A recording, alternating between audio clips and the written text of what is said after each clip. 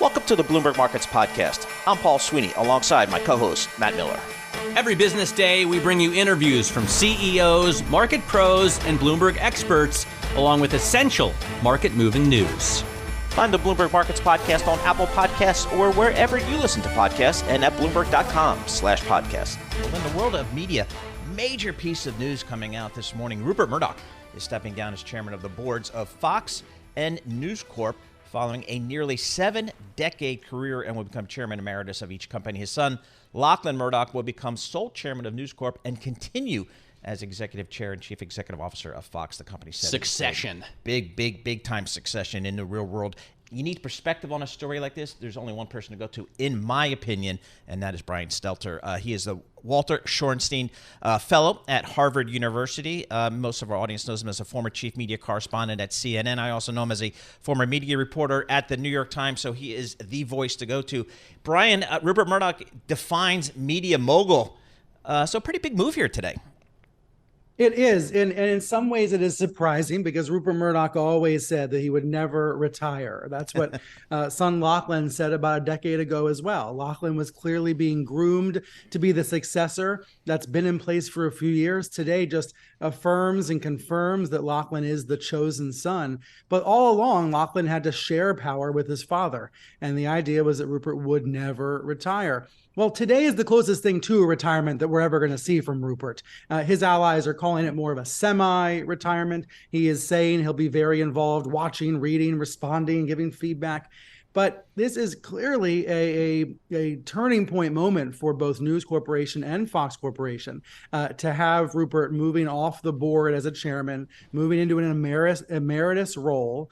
There is obviously no turning back from this, and now this cements Lachlan as the leader of both companies, for better or worse. And I think there's a grand debate to be had about Lachlan's leadership, the pros and cons, and what it means for shareholders. You know, there are a lot of businesses in which it doesn't really matter who's the CEO or the chairman. If you've got somebody holding a big stake in the company, he's still the boss or she's still the boss. Is that the case here? Does Rupert Murdoch have to be chairman and CEO to run the business, or is he still in charge of the family?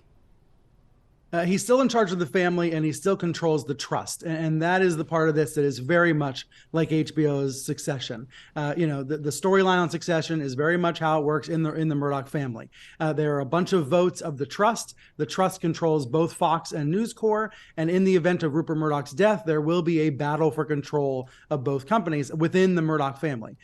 People may know the outlines of this.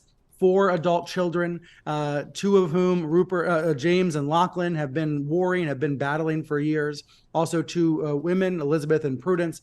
In the event of Rupert's death, they each get 1 vote. And so there is no tiebreaker. There will be some sort of reorganization of the companies in the event of Rupert's death. But it's important to note in the memo this morning, he says he is in robust health, and he's been around the Fox studio a lot in Los Angeles this week, according to my sources. So I think what we're seeing today is a sort of confirmation that Lachlan is the chosen one of the father.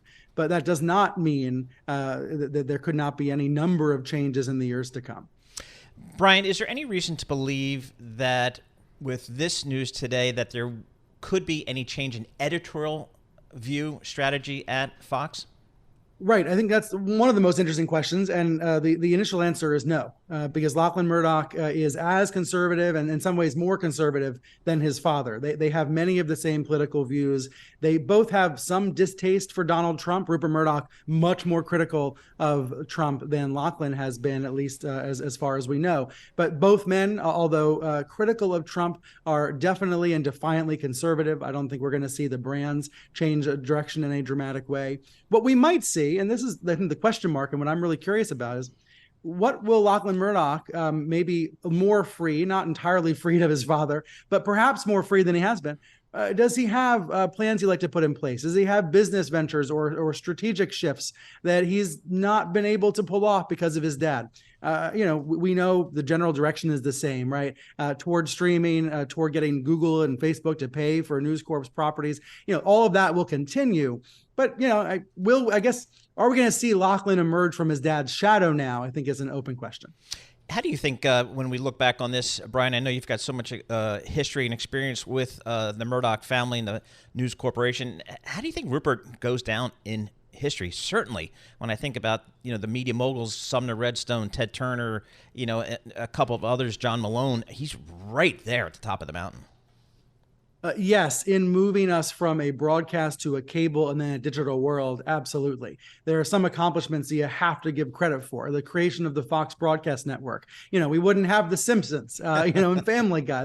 There's a lot, there's so much that has Rupert Murdoch's fingerprints. Of course, that also the alt-right, Fox Brian. News. I mean, he's created an entire political movement. Doesn't it feel like that? It does. We would not have had a Donald Trump presidency without Rupert Murdoch and Fox News. The polarization of Fox News, but also the diversity of voices. We could argue it in any number of directions, but the impact is very clear and spread out all around the world, including in Australia and the UK and other markets. There's a satellite network. A lot of that is a part of Rupert Murdoch's legacy. Now, I would say on the business front, he had impeccable timing, selling most of Fox to Disney about 5 years ago, providing more firepower for Disney in the streaming wars, but also getting out of some declining businesses. If you look at the stock for Fox Corporation in the 5 years since it was spun out, it's down 23, 24% over 5 years. News Corporation has fared somewhat better, but if you're an investor in these companies, you are not altogether pleased by Rupert Murdoch's performance in recent years, as these companies have faced headwinds of the Apples and the Disneys and the Googles, these much bigger giants that now control the media and tech landscape.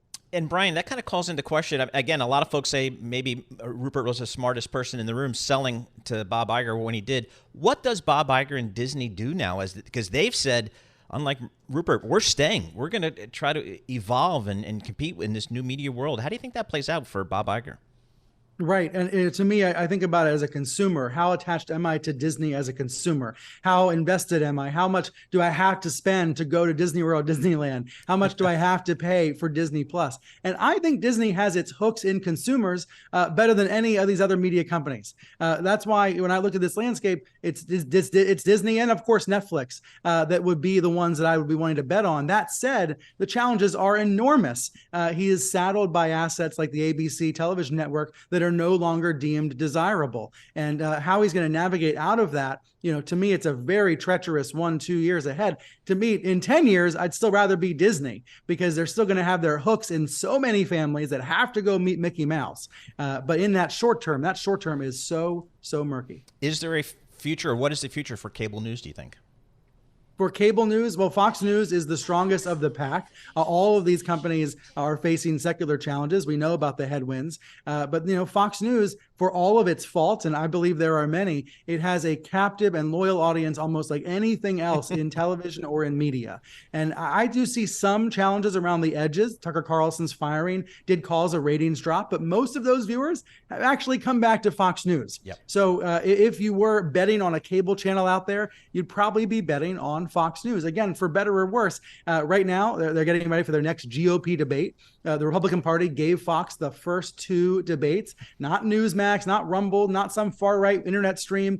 Republican Party still went back to Fox. So that alliance is still very real and very strong and, frankly, very profitable for Lachlan and Rupert. Brian, thanks so much for joining us. Really appreciate you giving us a few minutes of your time. Brian Stelter, he's a Walter Shorenstein Fellow at Harvard University and a former chief media correspondent at CNN, also a former media reporter with the New York Times, so certainly has the chops to give us his perspective. You're listening to The Tape. Catch our live program, Bloomberg Markets, weekdays at 10 a.m. Eastern on Bloomberg.com, the iHeartRadio app, and the Bloomberg Business app, or listen on demand wherever you get your podcasts. A little bit of economic data today in addition to the jobless claims and Philly Fed home sales. We also had the leading index came in at negative 0.4. Consensus was for negative 0.5. So a little bit better than expected there. Dana Peterson joins us, chief economist for the Conference Board. Dana, what did you learn from your index that you released this morning? Well, it's still telling us that the leading indicators are suggesting that there's going to be a recession at some point over the next 12 months. Certainly when we look at the details, the financial market indicators as well as the expectations gauges for consumers continue to be negative, and also jobless claims tick down a little bit. But all in all, this measure has been negative for 16, 17 months.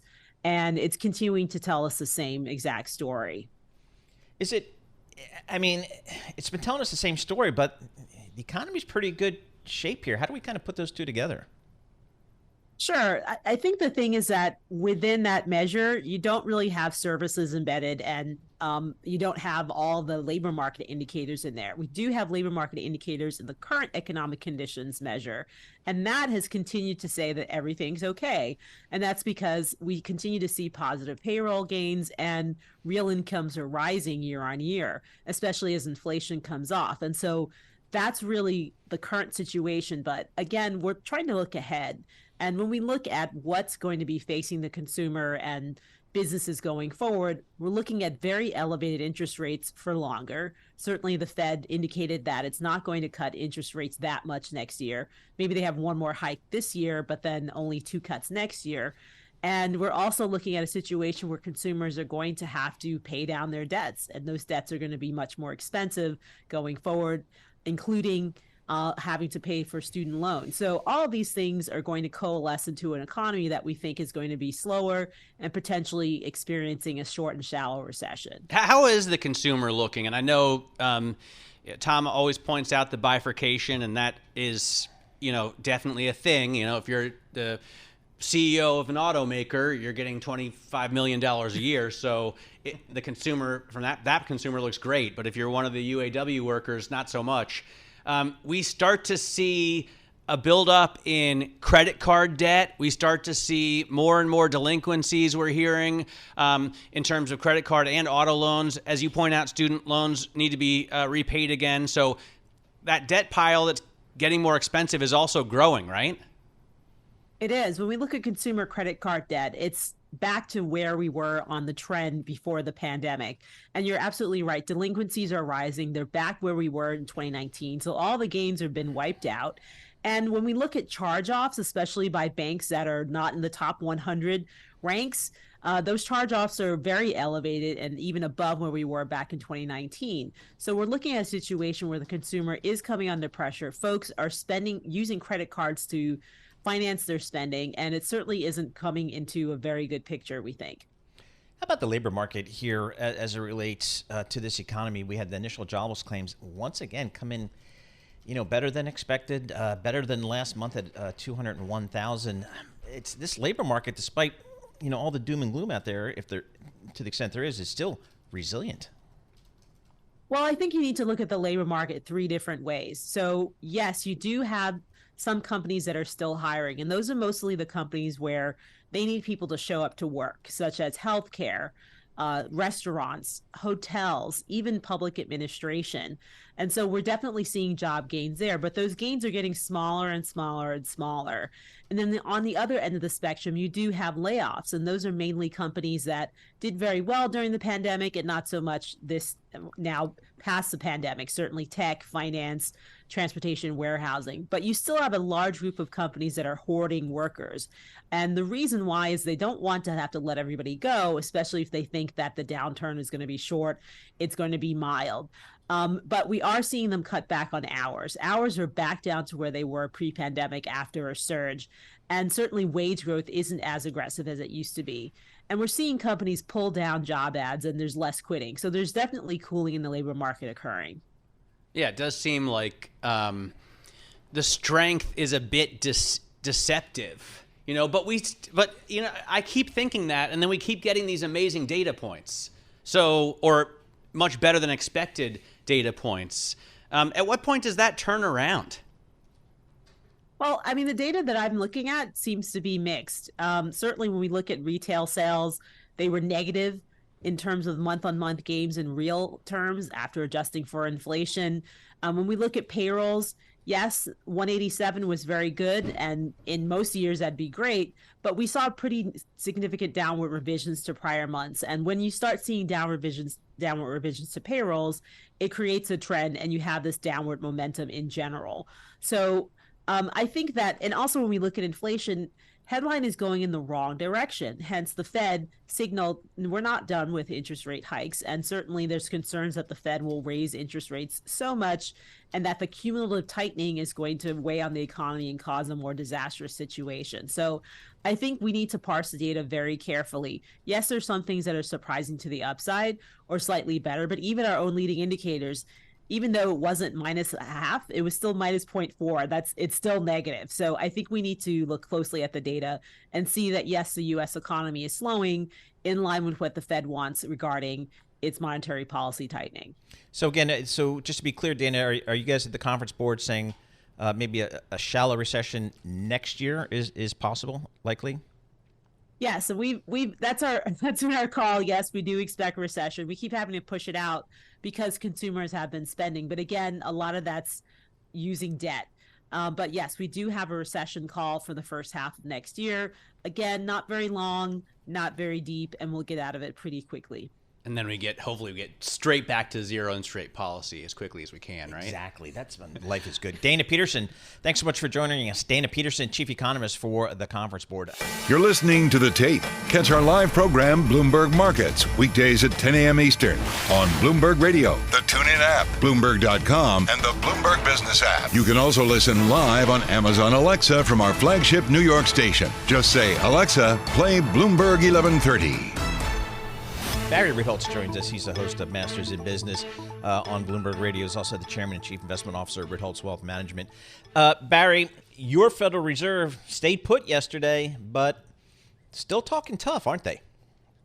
Yeah, they have not been afraid to really communicate what their intentions are. We can disagree with them and we can argue with them, but you can't say they haven't warned the street of their views, and they haven't told people this is exactly what we're going to do. So they still have 2 cuts priced in next year, and I've been asking everybody today about where the Fed ultimately wants to be, because they have a forecast for 3.9% at the end of 2025 and 2.9% at the end of 2026. It feels to me like even though higher for longer is the current mantra, they want to be long-term low. Is that the right way to be? They want to be long-term. They've said they want to be long-term high. No. They're forecasting 2.9% at the end of 2026. Like, why? If they achieve a soft landing and the economy's okay, why would you want rates to be 2.9%? Isn't it healthy to have a solid 5? I'm sorry. Did you say 2026? Yes. Yes. All right. So let's laugh about that for a moment. And let me point out that the quarterly dot plot has been so wildly wrong for all of the past 5 years, just looking out 4 quarters, just looking out a year ahead, to think that anybody on this Federal Reserve or anywhere else has the slightest idea what the state of the economy is going to be, what inflation is going to be like, what interest rates are going to be like in 2026. It's not merely laughable. I would call it malpractice, because you have to know GDP, whether or not we're in a recession, what's going on with employment, what's going on with inflation. These guys can't forecast a quarter ahead, 3 years. It's hilarious. I get that. I mean, my question is radio here. My question is really just, is the bias right now to try and get back down to ZIRP? Like, is that where we want to be? Because over the last 50 years, we've averaged like 4.6% on the Fed funds rate. So isn't that healthy? Or I guess it's, it depends on where our start is, but isn't it healthy to have the real rate of return like around 5%? So let's start with ZIRP, which is a great place to begin. What is ZIRP? ZIRP was zero interest rate policy. Thank you. Was actually traces back to 9/11, but really it's a post-financial crisis emergency footing.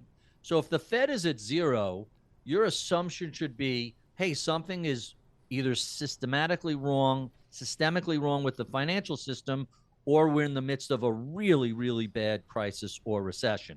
So zero should be off the table. What we want to do is get to neutral, which is the English way of saying English way of saying R-starred. we're not encouraging inflation. We're not discouraging inflation. We're at a balance. The problem is the economy runs hot and cold. I don't mean recession-wise or bubble-wise, but some quarters are better than others, and you kind of have to allow a little bit of inflation. You don't want to cause a recession. When we look at CPI now, a lot of this all comes back to the 2% inflation target, which, as former Fed Vice Chairman Ferguson showed, is really a made-up number that goes back decades and doesn't correlate with anything. So the focus on 2%, I think, is misguided. What we want to see is stable prices and as close to full employment as we can get. I think the Fed sometimes gets so wrapped up in their models, they forget first principles. Price is stable, full employment. From there, what the actual Fed funds rate is, whether it's 4, 4.5, 5, is almost irrelevant. Hey, Barry, I know how you hate throwaway terms that people use all the time, like it's different this time and there's cash on the sidelines, things like that. But how about the one discussion I hear a lot of is soft landing, hard landing, no landing? I don't know. True. What the heck does that mean? I don't know. How do you think about just where the economy is heading and how to kind of describe it? I love that. I love that question. Listen, the first things first. Do you have a job? If you have a job, okay, so things are pretty okay. Are you getting paid enough? Are you seeing regular raises? Are you keeping up with the cost of living? That's where we all start. When we take it to the next level, we want to know, what are consumers spending? How much is the broad economy growing? And are we investing in our future? So it's a little more complicated than just, are we in a recession or are we in an expansion? One of the things that I've liked that this administration has done that we haven't seen in a couple of administrations is a little bit of industrial policy and a lot of infrastructure spending. You go back to Eisenhower and the interstate highway system.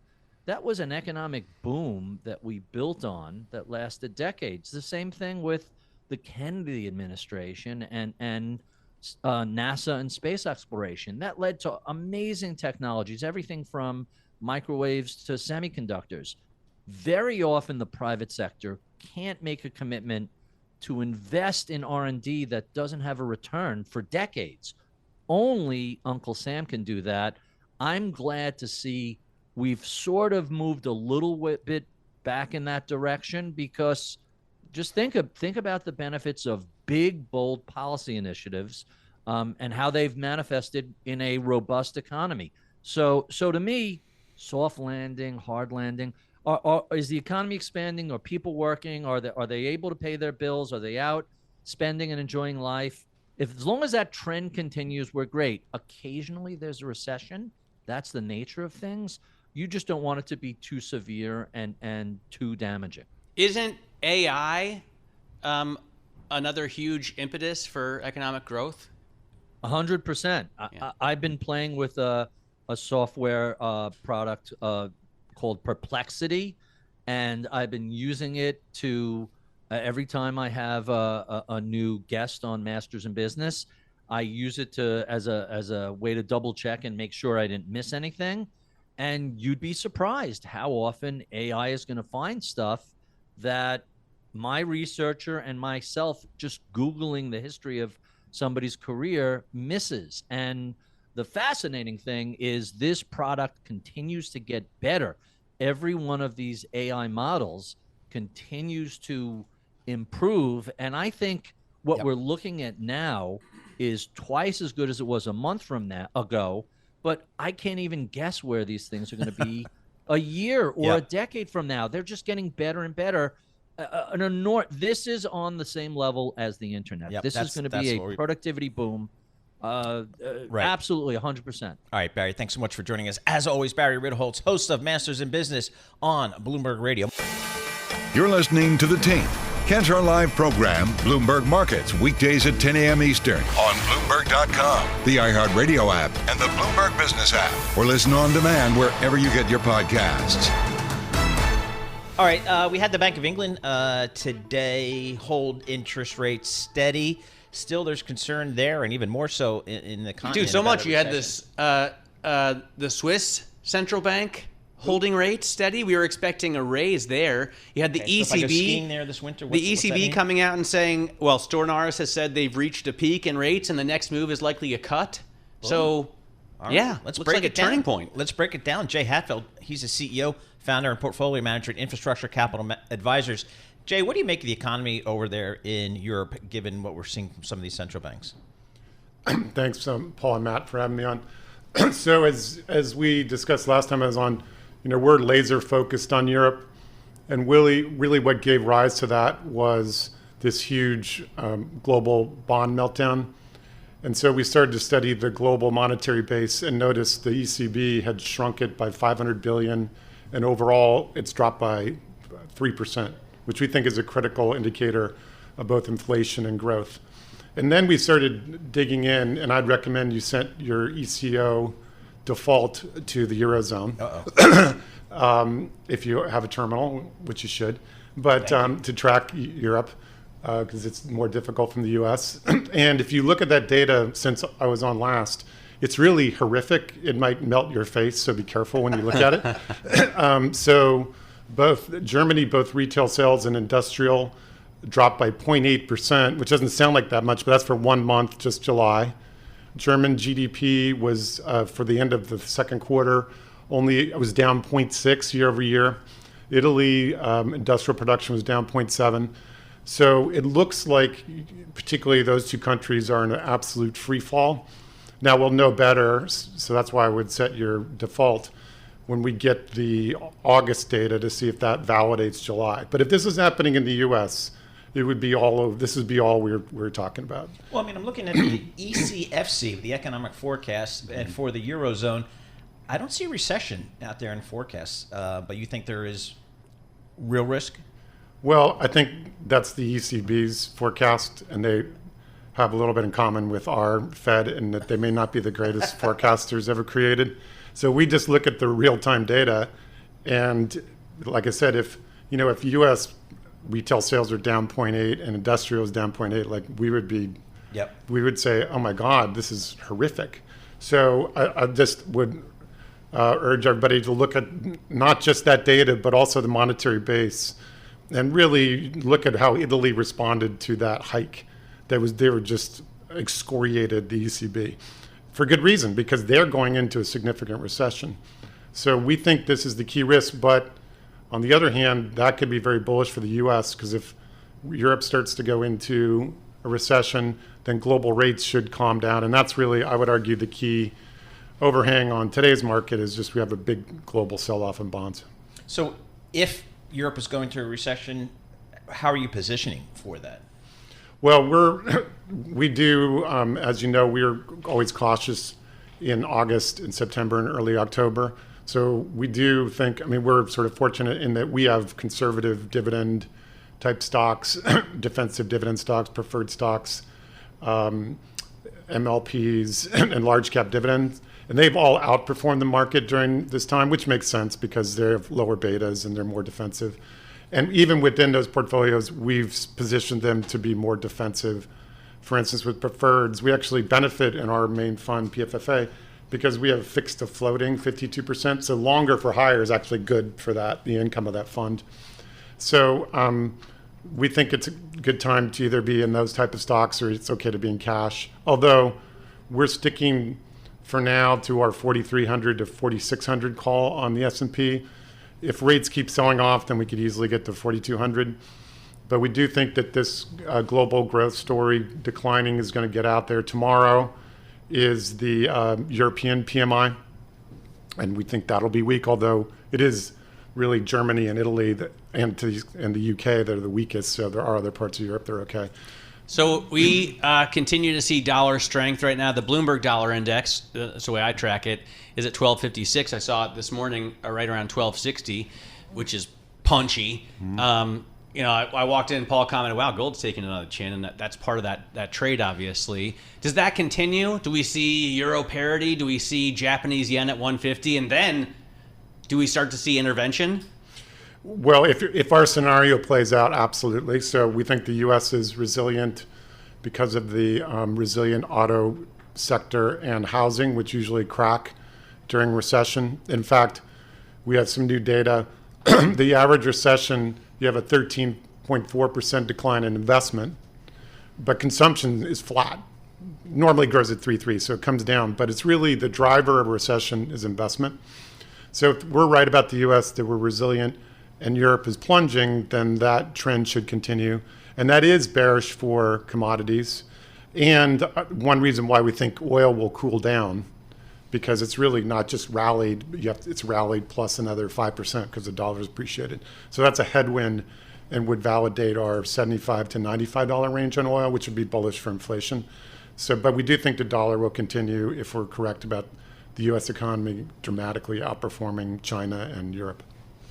Are we going to, if we have a U.S. government shutdown, what's your view on that? And is there any way to and a position prolonged for it? UAW strike? I mean, both of those things Well, we are call inflationary, right? Yeah, we call refer to the government shutdown as the government vacation, because if you really look at it, they furlough the employees, but they still pay them. Yeah. So it's actually a good rationale for Fitch to downgrade the U.S. because we have the most ridiculous budget process ever, where you quote shut down the government, but you don't save any money. So, and if you look, the market actually trades up. Now, I'm not sure it's going to trade up this time of year, but so we think that's irrelevant, good for the media to report on, but not critical for investment. The UAW strike, I think, is critical. Full disclosure, my daughter is a member of the UAW, so you could take this with a grain of salt.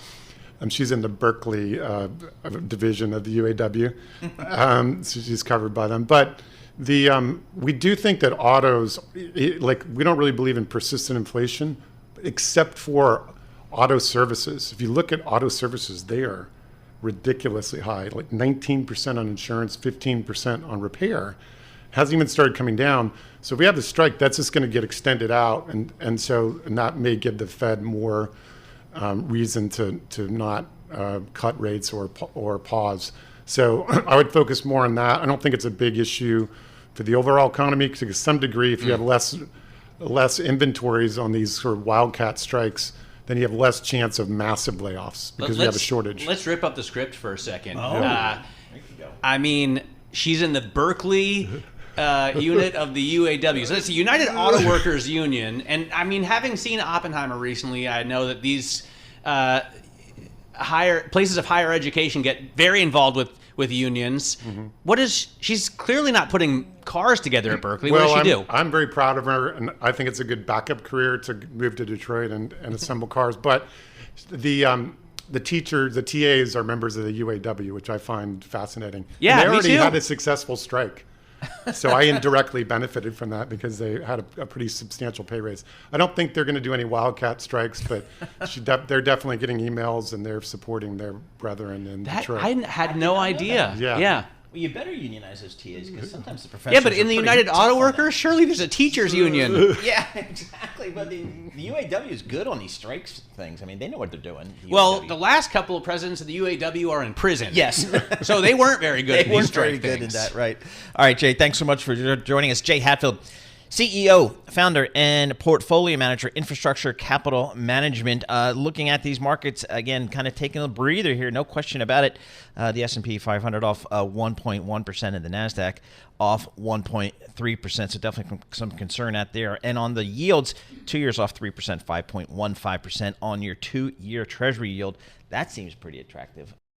You're listening to The Tape. Catch our live program, Bloomberg Markets, weekdays at 10 a.m. Eastern on Bloomberg Radio, the TuneIn app, Bloomberg.com, and the Bloomberg Business app. You can also listen live on Amazon Alexa from our flagship New York station. Just say, Alexa, play Bloomberg 1130. Had a nice M&A trade in the technology space today. Cisco intends to acquire Splunk for $157 per share in cash, representing approximately $28 billion in equity value. Let's get a sense of what this deal really means in the tech space. We welcome Jin Ho, Senior Hardware Analyst for Bloomberg Intelligence. All right, Wooj, in this space here, first of all, just tell us what Splunk is. What do they do? Sure. Splunk is a company that does infrastructure software. They provide observability and help monitor the hardware and the networking components that's within a corporate IT. As more things move to the cloud, companies are trying to better understand how data traffic is moving inside the cloud. So Splunk plays a very critical role. That makes sense then. Yeah. So they're like going into the cave, into the dark recesses of the internet and checking things out to make sure all the gear is good, right? Well, let's think of it this way. So Cisco, if we use the cave analogy, Cisco is the pipes in that cave, and then Splunk is the scope that goes through the pipes. Interesting. All right, so Splunk is, I guess, the best name they could come up with. for that, Yeah, because if you think about It's the scopes cave. looking in pipes, that's no. it's that's not spelunking, good. right? Yeah. Exactly. Yeah. All right. So, what's Cisco's strategy here? What's kind of the takeaway from you in the street? Yeah, so it's fairly straightforward, right? If long followers of Cisco know this, they've been trying to move to this hardware-only model to a perpetual software model. Everyone loves recurring revenue, and if for Cisco, it's really tough road for given that they used to be a book and ship type of company from a revenue generation standpoint. They've been acquiring software companies, and they've also been developing their own software for sale. And what we've seen over the past couple of years through M&A, that software is going to be about 25% of total sales and about 45% of product sales. And Splunk is going to help them augment that software component as well as a recurring revenue component. So Cisco, I mean, is a giant company, right? Splunk is the deal is what, 25 billion or so, and Yep. and Cisco is a $216 billion company. Are they very acquisitive? Is this how they build rather than organic growth? And do you think they have any more coming up? Yeah, so great question. I mean, Cisco, among all the companies that I cover, is probably one of the more acquisitive companies that I cover. However, they don't typically do deals of this size. They go for smaller tuck-in technology deals and hope to grow it from the inside.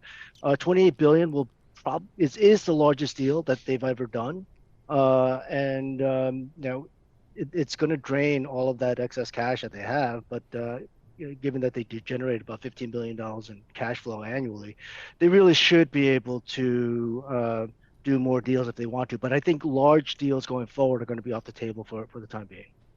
So, how about from a valuation perspective? I'm looking at Cisco stock off a little bit here today. What's the valuation pencil out to? Yeah, Splunk, from a valuation perspective, it's about 6 times forward sales. If we talk about the fast-growing software guys, they typically run anywhere between 8 to 12 times. Some of the slower growth, where Splunk can fall into, are in the 5 to 6 times. So from a valuation standpoint, it's right. It's a good valuation, but it is on. Cisco tends to buy slower, more mature companies. So this is high on the Cisco perspective, but right size from a software perspective. All right, so I'm looking at the comp function, Matt Miller's favorite function, COMP for Cisco, and I see, over the last 5 years, this has had a compounded annual return of about 5%. Has Cisco versus the S&P 500 about 10, and then the information technology S&P 500 information technology sector index about 18 or 19 times. So Cisco really underperforming from a stock price perspective. What's the story behind that? Yeah, if you look at it from a past couple of years, I think people were very concerned about sustained order activity because of the macro backdrop. Look, if you look at the revenue growth, it shows 10 to 12% for fiscal 2023. But if you look at fiscal 24, we're seeing that revenue growth fall off to about 1% next year. That's actually a good thing. I think heading into the print last quarter, people were thinking that sales would decline because of the drop-off in orders. But the ability to deliver revenue growth for the year shows that it's not going to drop off that much. Now that being said, that's one of the reasons why they're going after companies with more recurring revenue like Splunk, and over the long term, it's going to help with the business model in my mind. Are these companies, destined to be changed by AI? I mean, are they already being? Is there already dramatic upheaval due to the AI kind of stock market revolution? Is it hitting the ground in corporate culture? Yeah, well, for let's just say Cisco and the networking guys of that ilk, right? They've already been using AI and automation for quite some time now. There are other companies that have utilized it a lot better, but as more of the hardware and software become disaggregated, you can actually automate a lot of functions. For example, let me give you, whenever our PCs go down, the network would be able to know automatically which PC it's down and how to fix it right away, right? And that could save a lot of manpower hours. There's a lot of coding that's involved. So the whole space is destined to go AI. The question is that what does that mean from a network management operations standpoint? And at the end of the day, it's all about saving costs on AI, right? Yeah. Hey, Woj, out of your hardware coverage, your networking coverage, what are the names you're most excited about when you talk to investors? Where's kind of the most interest? Well, the most interest is right now is Dell and HPE, quite frankly, and the other name is Arista. So those are the three names that most people are interested on. Arista is mainly on cloud AI data center infrastructure, and that's where they see phenomenal growth. But the other area is the revival of Dell and how AI servers can potentially drive a faster revenue growth profile versus the 3 to 4% that they usually have to maybe another point or two in growth and better margins going forward. So I guess the question is, within the tech stack, what's the big theme that's kind of driving your space these days? Yeah, look, it's like everybody else in tech. It's AI, right? And I think I mentioned it to you once before on other shows. AI has turned into a drinking game on conference calls. So no, it really is. If you don't have an AI growth story as part of the long-term thesis, you're really not going to see the valuation expand. All right, Woj, thanks so much for joining us. Appreciate getting a few minutes of your time. Jin Ho, Senior Hardware Analyst, Bloomberg Intelligence, via Zoom from the Bloomberg Intelligence Global HQ in Princeton, New Jersey. I saw John Butler in the background, Geetha Ranganathan in the background there. So good stuff. You're listening to The Tape. Catch our live program, Bloomberg Markets, weekdays at 10 a.m. Eastern on Bloomberg Radio, the TuneIn app, Bloomberg.com, and the Bloomberg Business app. You can also listen live on Amazon Alexa from our flagship New York station. Just say, Alexa, play Bloomberg 1130.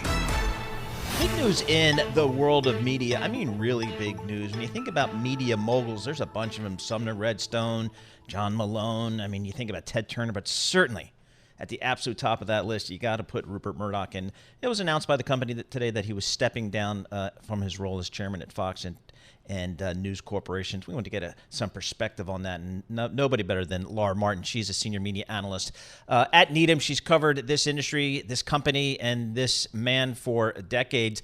So, Laura, thanks for joining us here. I guess it's not unexpected. I mean, given that he's 92 years of age, but still a big day in the world of media and for News Corp.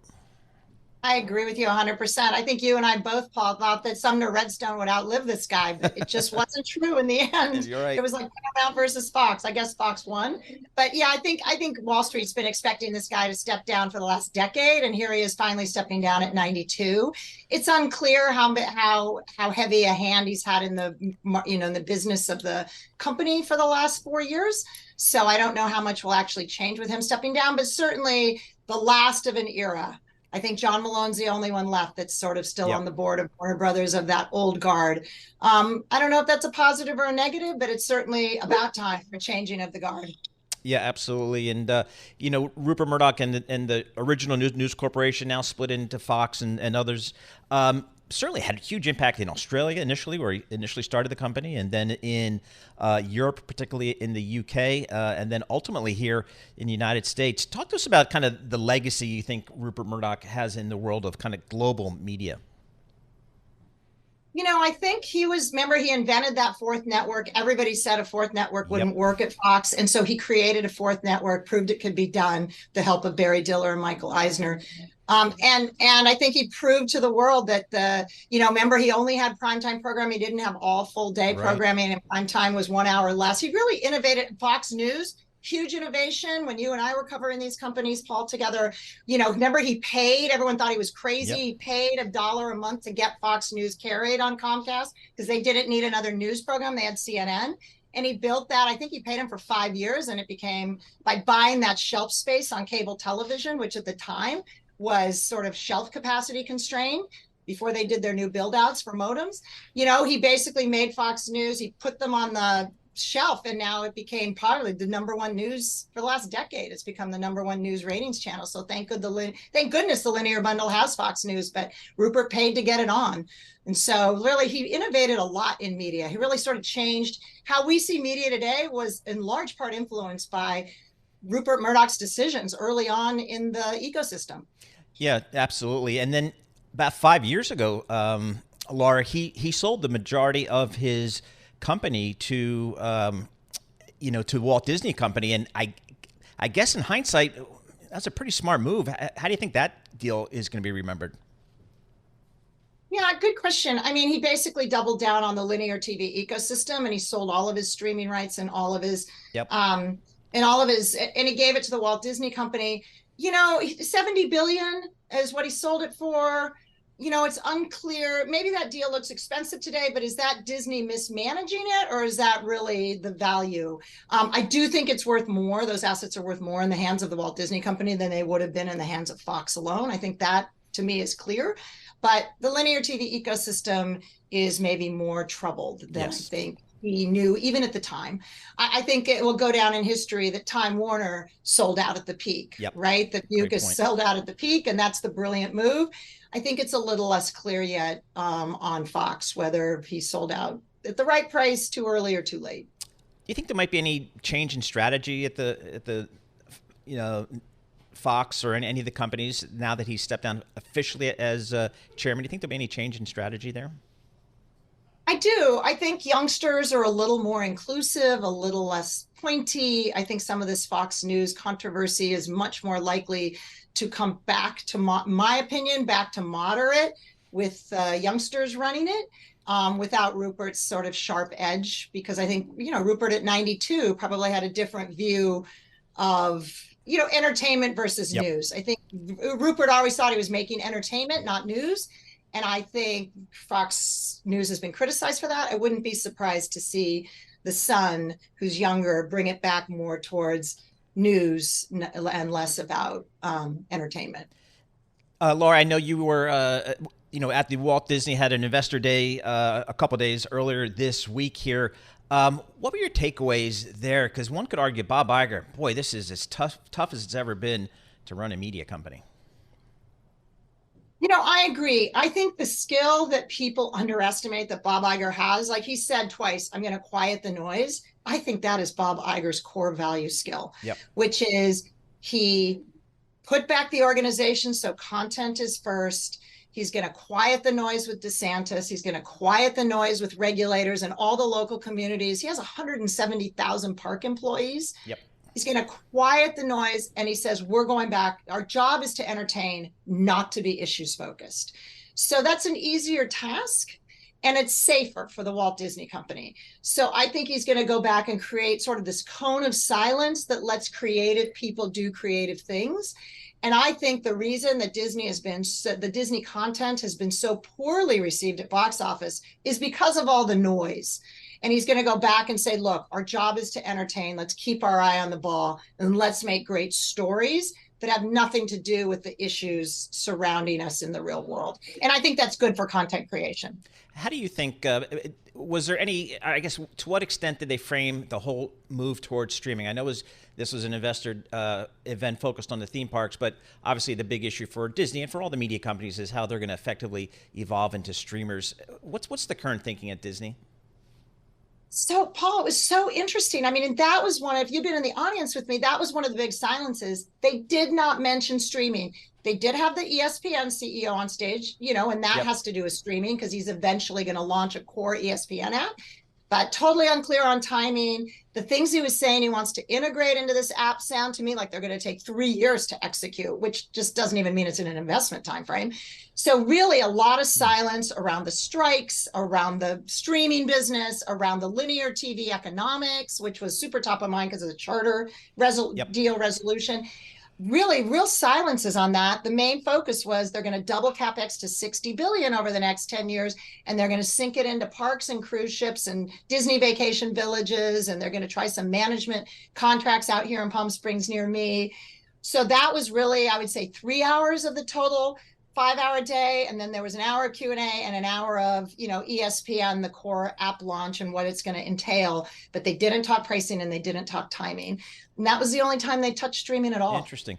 What's the feeling that I get your opinion about this CapEx and the focus on the parks and the cruises? Is that a good strategy in your opinion? I think the most interesting thing to me, Paul, I think you were in the room when 5 years ago I said this big, and in 2018, when they said big shift to streaming and the stock ran way up, and it was like streaming is our growth driver. And I felt exactly like that moment again, but with theme parks. And so theme parks, as you know, Paul, have much more capital intensity. So if this is going to be their growth driver, the valuation multiple of Disney should come down compared to when we thought growth was going to be driven by streaming, which is much more capital light in theory. Yep. And I know you focus a lot on return on invested capital, but it seems like Disney gets the best out of that, theme park CapEx relative to anybody else out there. They do. Their returns are absolutely fabulous compared to other people, but compared to the virtual world, real life assets, they have regulatory risk, they have COVID disease risk, they have shutdown risk. You've got parks in Shanghai and Hong Kong. So a decent question is, look, the Chinese government is using Apple as a pawn because U.S. is trying to kick out TikTok. They're like, well, we're not going to let employees of the government use Apple phones. At what point do they suddenly use Disney in Shanghai Disney as a pawn too, right? So there's risk in real assets that don't exist in the global virtual world, because if they kick you out, it's okay. You can go make money in France or Argentina. Right. All right, Laura, thank you so much for joining us. The absolute go-to voice when we want to talk about the big media stories of the day, and Rupert Murdoch stepping down as chairman at News Corporation and Fox, certainly one of those. Laura Martin, she is a senior media analyst at Needham & Company. She's based out in L.A., so certainly feet on the ground. Thanks for listening to the Bloomberg Markets Podcast. You can subscribe and listen to interviews at Apple Podcasts or whatever podcast platform you prefer. I'm Matt Miller. I'm on Twitter at MattMiller1973. And I'm Paul Sweeney. I'm on Twitter at PT Sweeney. Before the podcast, you can always catch us worldwide at Bloomberg Radio.